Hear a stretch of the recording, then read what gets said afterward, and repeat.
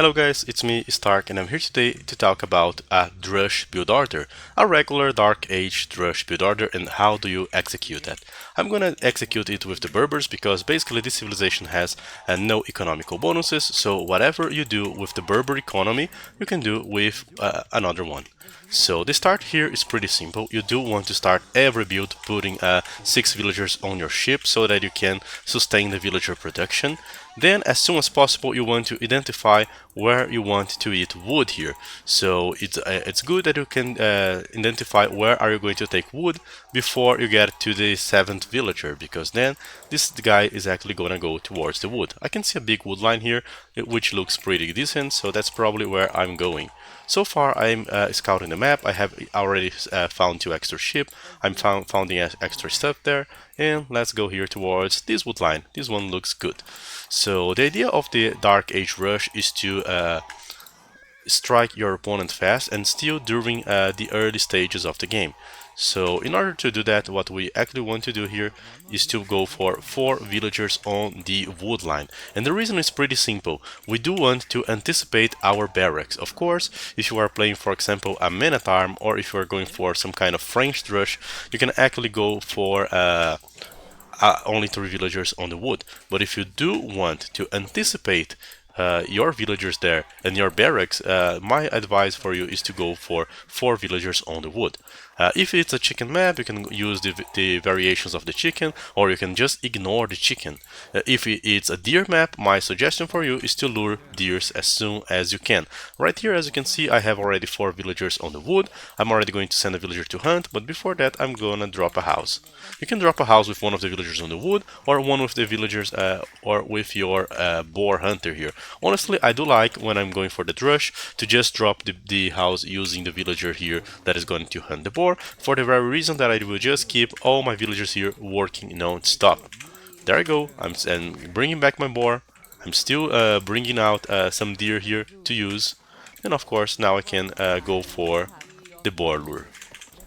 Boar has been lured. I'm still trying my best here to hunt.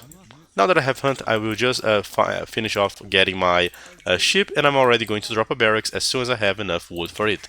So basically the idea here is that we are actually dropping the barracks quite fast here, and that's the idea. We want to make militias as soon as possible to hurt our enemies here. You can already start making a house because you are going to have to increase your population more than in a regular scenario. And there are, of course, guys, a few variations here. There are drushes where you just use 3 villagers, and there are drushes where you use like 2 militias, and there are drushes where you actually go for 3 militias. If you want to go for the 3 militias, my personal recommendation for you is that you take 10 gold during the Dark Age, because then you are gonna have enough gold to make to research later the loom for your villagers to be safe. Of course, while drushing, you can already start adding up some extra walls, which can boost up your economy, which can boost up your defense potential, because that's pretty much what you want to do. Right now we have already collected most of what we wanted as resources. Now it's just a matter of balancing our economy and finish collecting the resources and sending the militias forward. So we do have 3 militias ready to go ahead. We have a scout there. Now it's just a matter of balancing the economy. You do not want to be adding extra villagers other than your 4 initial ones to the wood. And honestly, what you want to do here is to develop, add a mill, and probably click up after you have something around 22 vills. So 21, 22 vills. I don't think you are going to be able to click before that. But that's just fine, because you are actually going with a way more solid economy here towards the next age, towards the Feudal Age. The only downside of that is that since you are using a large amount of resources here during the Dark Age, you might actually take a bit longer time to wall. Of course, if you can actually manage to kill like a single villager from your opponent, you are already on a huge leverage against him. And that's most of the Drush build. Now let's talk about the second part here of the build, which is basically the transition. So we did went with 4 villagers on the wood. We did started to harass our opponent using our militias, be it 2 or 3, it doesn't matter, and we are already on the way to the next stage. Right now we are on the way to the next stage, but our eco is not yet as solid as we want to be. So right there you can actually do several things to your economy. For example, you can go for a second lumber camp camp. You can place like 12 villagers on the wood if you want. You can start collecting gold if you want. But the most important thing here is no matter what you do, you need to have a minimum of 6 villagers on food by the time you reach feudal age. Why do you want to have this amount of villagers here on food? Well, the answer, guys, is pretty simple. You do want to be able to keep producing villagers non-stop even after you are on the next age. There are some players that like to go and add extra militias as a follow-up, so if you feel like there's more room for your men at arms to go for a good play, you can already anticipate your wood. Some other players just like to play with a single lumber camp, so they just send like 8 to 10 villagers to the single lumber camp and just use the extra villagers on the stagglers, on farms, on hunt or whatever. So it's up to you, but my personal recommendation is that you even invest into a second lumber camp, because with a 22 villager economy you can have resources to do like everything you want, and this is honestly one of the biggest advantages here from the Drusher. You are actually gonna have this extra thing. One thing that you should be aware of is that your opponent might actually defend quite well from your Drush and counterattack. So if your opponent is fully walled and starts to counterattack you with any kind of army, I do suggest that you actually add some small palisades around your resources, which can be very helpful. Let's just follow up and go for a small feudal age transition here. And by the way, you want to keep your militias there working and trying to harass your opponent economy, no matter how you are going to do it. Be it attacking villagers, be it attacking houses. Right here, I'm actually going to invest 3 villagers here on the gold. I'm already going to start farming, and as soon as I'm on the feudal age, I'm going to go for a transition. I think that one of the most popular transitions here for Drush is to actually go for archers. So basically go for an archer range, add a few units there. If your opponent is actually countering your Drush with archers, you can actually open skirmishers. It's very common that once you start attacking the guy with Drushes, he tries to defend himself with archers. So going for skirmishers is pretty good idea here. But if your opponent is not going for that, you can just go for regular archers, and then you develop your economy from there.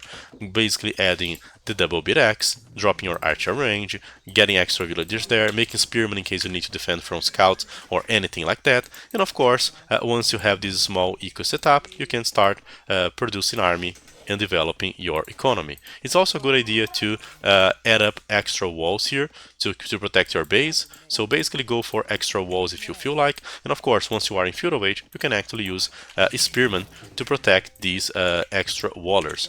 Right now, we do have a forward position. We are adding extra walls there, which can be pretty good.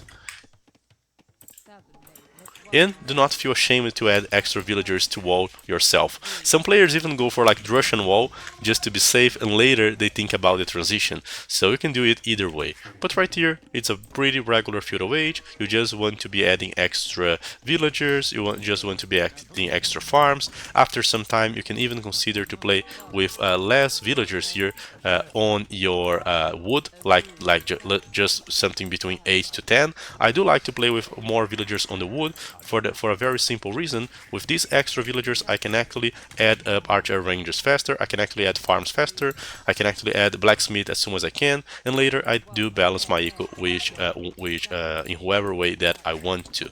So that's basically guys how you actually want to play with a transition from the Drush, going for archers or whatever. And basically we are here on a regular feudal age, and now you can go for your own decisions, like adding scouts, just playing archers into castle age, and doing whatever. Let's try to see a small example of a real game Drush and how effective it can be. I'm actually going to go for the currently rank 1 on the ladder, Winchester, who just played against Saul's good game using the Mongols. So let's find the saved games here. You guys are gonna have to wait, my computer is not that fast. So how are you guys doing? Are you playing? What's your favorite sea? What's your favorite color? Do you like to eat chicken, or do you like to eat beef? What's your favorite food? So we can do all kinds of small talks here, because I'm not going to do that. Obviously not. So let's go here for the game. Where's the game? Where's the game? Where's the game? Oh my god, really? There's no game? Oh, there you go. So let's see, Winchester is known for being a very good rusher. I think that he's one of the players that like to use this opening the most, and I think that it's very crucial that I share that with you guys because he's currently on rank number 1, and his best results on tournaments so far were using this strategy that not only disrupts his economy, his opponent's Dark Age, but also gives him a good economical boost. So he's playing here as the Mongols. He has started to scout the map using both ship and scout. Since he's Mongols, he's actually opening quite a lot of map here, and as soon as he finds the deer, what he does, he starts luring. Of course, he's Mongol, right? He wants to get the benefits of using it. After that, he's gonna go for a wood line that he found, and meanwhile, he's continuing here to scout the map using the shift command with his ship. So that's a pretty regular game. Going for the deers, going for the wood. Let's see if he's gonna place 4 villagers on the wood. I believe so. So there we go. With 4 villagers on the wood, you are intentionally delaying your uptime to Feudal Age because you are going to stay on Dark Age longer because you are prioritizing a bit more the wood other than the food, but that will give you the access to go for the Drush play. That's the second deer, so as you can see, you can actually go for this build while also luring, and there will still be timing to scout your opponent. Now he's going for a house, and as you can see, the 4 villagers here that were collecting wood were not disrupted, and there he goes to add a barracks around 4 minutes and a half. Around 5 minutes he will be able to start making militias, as we all expect. And of course, since he's playing with the Mongols, guys, he is getting a huge benefit here on his economy because of the hunt. Every civ will have some small thing here to boost your game here with the Drush, some kind of economical bonus, but as the Mongol, but as a regular civ, you can actually do the Drush anyway.